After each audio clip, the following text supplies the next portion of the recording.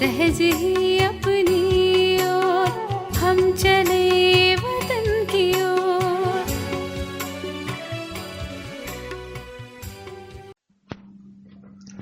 ஓம் சாந்தி 9/9/1975 அவ்யக்த பாப்தாதா மதுபன்.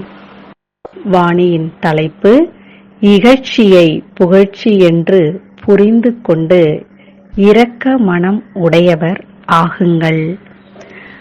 தன்னுடைய ஜொலித்துக் கொண்டிருக்கும் அதிர்ஷ்ட நட்சத்திரத்தை பார்க்கிறீர்களா? அதிர்ஷ்ட நட்சத்திரம் எப்போதும் ஜொலித்துக் கொண்டிருக்கிறதா அல்லது சில நேரம் ஜொலிக்கிறது மற்றும் சில நேரம் ஜொலிப்பு குறைந்து விடுகிறதா? அதாவது நிகழ்வுகள் என்ற மேகத்தின் நடுவே மறைந்து விடுகிறதா? அல்லது சில நேரம் இந்த ஸ்தூல நட்சத்திரங்களுக்கு சமமாக எப்படி ஸ்தூல நட்சத்திரங்கள் இடத்தை மாற்றுகின்றன அதே போல நிலை மாறுவதோ இல்லையே?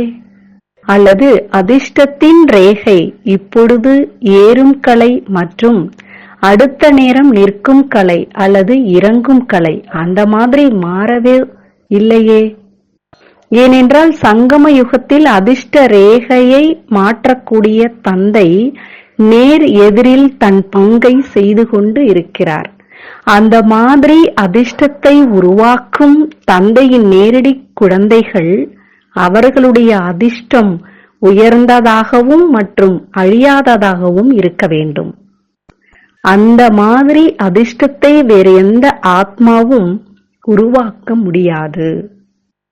அதிர்ஷ்டம் நிறைந்தவனாக தன்னை அனுபவம் செய்கின்றீர்களா? அந்த மாதிரி உயர்ந்த அதிர்ஷ்டத்தை உருவாக்குபவர்களின் அடையாளம் என்னவாக இருக்கும் தெரிந்திருக்கிறீர்களா?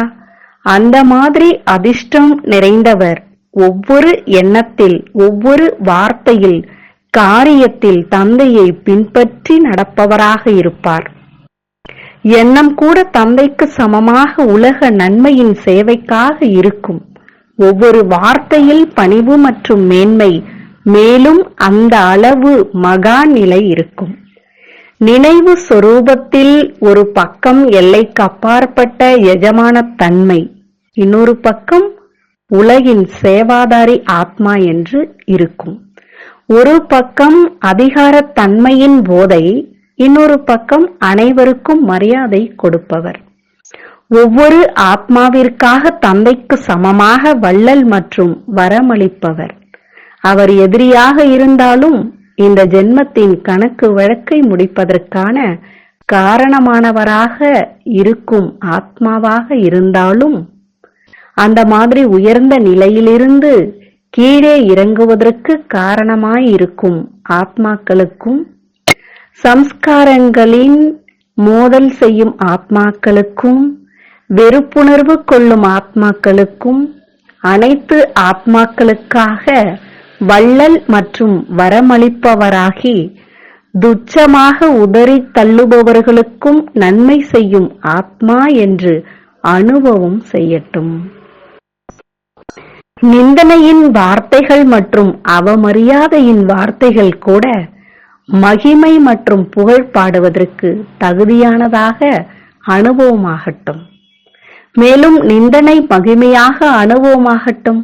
எப்படி துவாபர யுகத்தில் நீங்கள் அனைவரும் தந்தையை நிந்தனை செய்தீர்கள், ஆனால் தந்தை நிந்தனையையும் மகிமை என்று புரிந்து ஏற்றுக்கொண்டார்.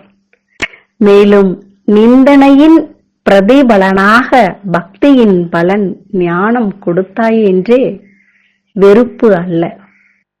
அதாவது பக்தியினுடைய பலனா ஞானம் கொடுக்கிறார் இல்லையா, வெறுப்பு கொடுக்கல. இன்னும் இரக்கமனம் உடையவராக ஆனார். அந்த மாதிரி தந்தையை பின்பற்றி நடப்பவர்கள்தான் உயர்ந்த அதிர்ஷ்டம் நிறைந்த உயர்ந்தவர் ஆகின்றார்கள். எப்படி தந்தையிடம் இருந்து பிரிந்து சென்ற ஆத்மாக்களையும் தன்னுடையவர் ஆக்கி தன்னை விட உயர்ந்த பிராப்தி செய்விக்கின்றார், அந்த மாதிரி உயர்ந்த அதிர்ஷ்டம் நிறைந்த குழந்தைகள் தந்தைக்கு சமமாக ஒவ்வொரு ஆத்மாவையும் தன்னையும் விட முன்னேறிச் செல்வதற்கான சுபபாவனை வைத்துக்கொண்டே உலகிற்கு நன்மை செய்யபாராக ஆகுங்கள். இதைத்தான் நிரந்தர யோகி நிலையின் லட்சணம் என்று கூறப்படுகிறது. அந்த மாதிரி உயர்ந்த லட்சியத்தை அடையக்கூடியவர்கள் யார் வார்த்தை மற்றும் உணர்வை மாற்றம் செய்து விட்டார், அதாவது இகழ்ச்சியையும் புகழ்ச்சியில் மாற்றிவிட்டு நிந்தனையை மகிமையில் மாற்றம் செய்துவிட்டு துச்சமாக உதைப்பதை மரியாதையில் மாற்றம் செய்து அவமானத்தை சுய அபிமானத்தில் மாற்றம் செய்து, அவமானம் வந்தா கூட சுய அபிமானமாக அதை மாற்றம் செய்வார்கள்.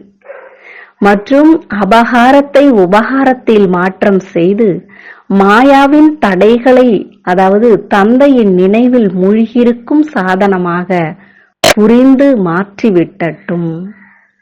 அந்த மாதிரி தந்தைக்கு சமமாக எப்பொழுதும் வெற்றி பெறுபவர்களாக 8 ரத்தினங்கள் ஆகின்றார்கள். மேலும் பக்தர்களின் இஷ்ட தேவி தேவதைகளாக ஆகின்றார்கள். அந்த மாதிரி நிலை வரை வந்தடைகின்றீர்களா, அல்லது அன்பான ஆத்மாக்களுக்கு மட்டும் சகயோகி ஆத்மாக்களாக ஆகியிருக்கின்றீர்களா? நம்பிக்கை இழந்தவர்களை நம்பிக்கை நட்சத்திரமாக ஆக்குவதுதான் அதிசய காரியமாகும்.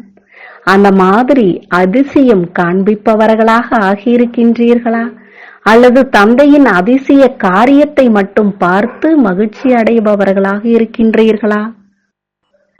எப்பொழுது தந்தையை பின்பற்றி நடப்பவர் என்றால் அதிசயம் செய்பவராக ஆக வேண்டுமே அன்றி பார்த்து மகிழ்ச்சி அடைபவராக அல்ல. புரிந்ததா? இதைத்தான் தந்தையை பின்பற்றி நடப்பது என்று கூறுவது.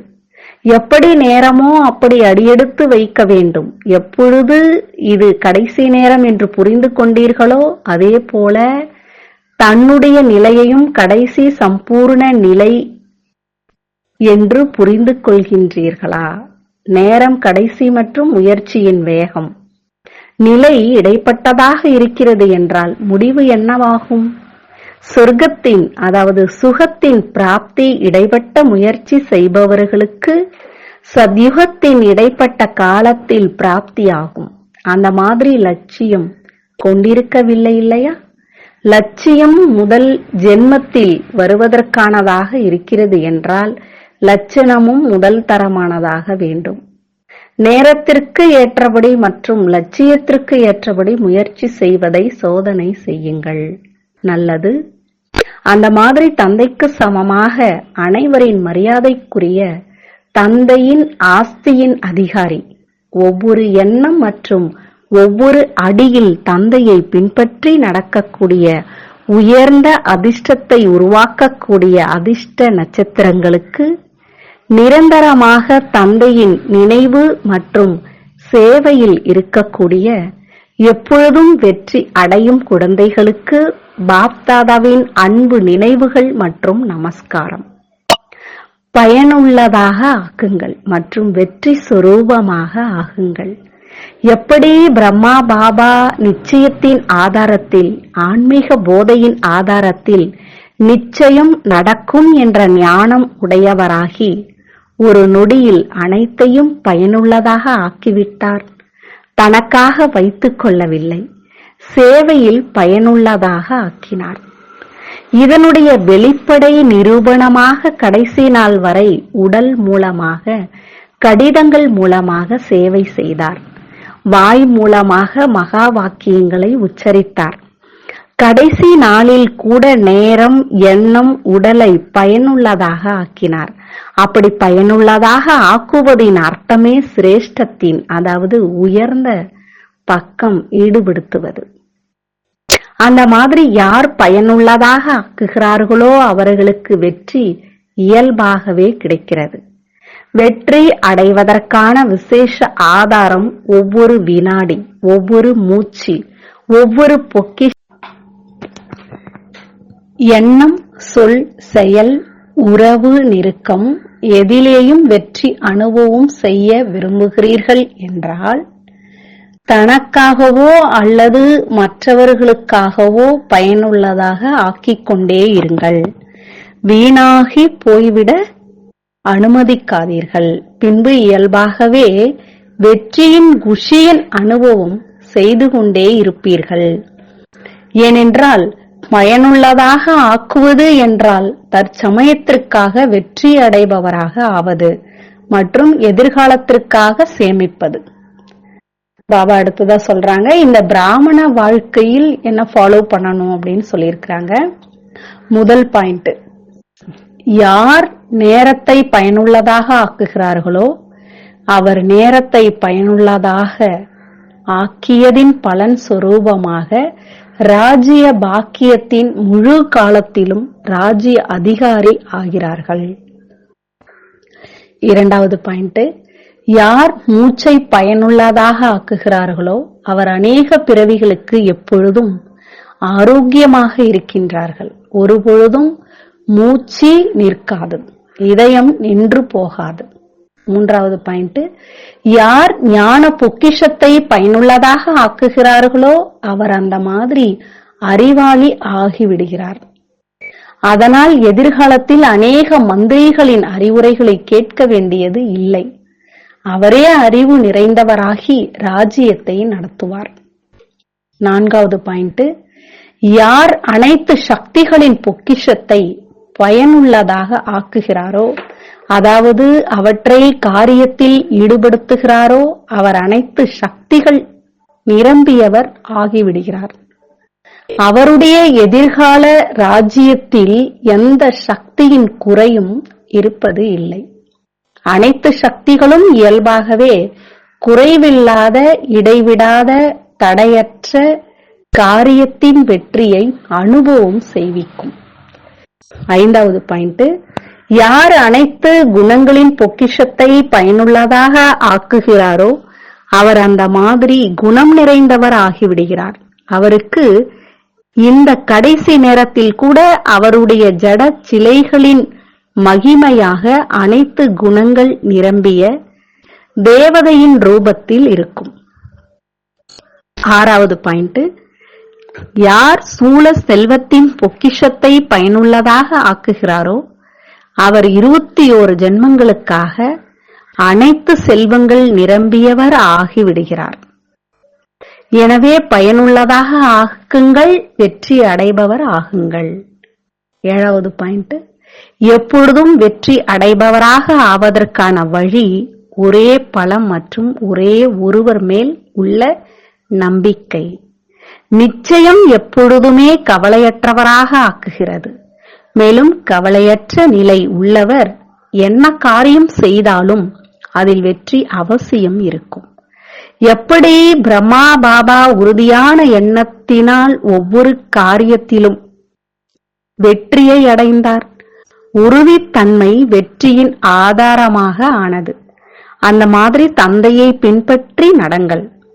ஒவ்வொரு பொக்கிஷத்தையும் குணத்தையும் சக்திகளையும் காரியத்தில் ஈடுபடுத்தினீர்கள் என்றால் அதிகரித்துக் கொண்டே இருக்கும். சேமிப்பதின் விதியை கடைபிடித்தீர்கள் என்றால் வீணான கணக்கு தானாகவே மாறி பயனுள்ளதாகிவிடும். தந்தை மூலமாக என்னென்ன பொக்கிஷங்கள் கிடைத்திருக்கிறதோ அவற்றை தானம் செய்யுங்கள். ஒருபொழுதும் கனவில் கூட தவறாக கூட பிரபுவால் கொடுக்கப்பட்டதை தன்னுடையது என்று நினைக்காதீர்கள். என்னுடைய இந்த குணம், என்னுடைய சக்தி இந்த என்னுடையது என்று வருவது என்றால் பொக்கிஷத்தை இழப்பது. நல்லது. ஓம் சாந்தி. வரதானம். 3 காலங்களையும் உணர்ந்த ஸ்திதி, அதாவது நிலை மூலமாக குழப்பம் அடையும் சூழ்நிலைகளை ஆனந்தத்தில் மாற்றம் செய்யக்கூடிய கர்ம யோகி ஆகுக. எந்த குழந்தைகள் மூன்று காலங்களையும் தெரிந்தவர்களோ அவர்கள் ஒருபொழுதும் எந்த விஷயத்திலும் குழப்பமடைய முடியாது. ஏனென்றால் அவர்களின் எதிரில் மூன்று காலங்களும் தெளிவாக இருக்கிறது. எப்பொழுது லட்சியம் மற்றும் பாதை தெளிவாக இருக்கிறது என்றால் யாரும் குழப்பம் அடைவது இல்லை. மூன்று காலங்களையும் தெரிந்த ஆத்மாக்கள் ஒருபொழுதும் எந்த விஷயத்திலும் மகிழ்ச்சியை தவிர வேறு எதையும் அனுபவம் செய்வதில்லை. சூழ்நிலை குழப்பம் அடைய செய்வதாக இருந்தாலும் பிராமண ஆத்மா எதையும் மகிழ்ச்சியில் மாற்றிவிடும். ஏனென்றால் எண்ணிலடங்காத தடவை அந்த பங்கை செய்திருக்கிறார். இந்த நினைவு கர்மயோகி ஆக்கிவிடுகிறது. அவர் ஒவ்வொரு காரியத்தையும் மகிழ்ச்சியோடு செய்கிறார். ஸ்லோகன்: அனைவரின் மரியாதையை பெற வேண்டும் என்றால் ஒவ்வொருவருக்கும் மரியாதை கொடுங்கள். ஓம் சாந்தி. तुम बच्चों को तो सर्विस करनी है, जो बाबा कहते हैं सबको ये बताओ कि देखो तुम्हारा एम एंड ऑब्जेक्ट ये है, एक गीता है बढ़िया, ये राजयोग है ना बच्चे। कैसे है राजयोग? बिल्कुल सहज है कि बाप को याद करो तो ये वैसा मिलेगा तुमको। ओम शांति।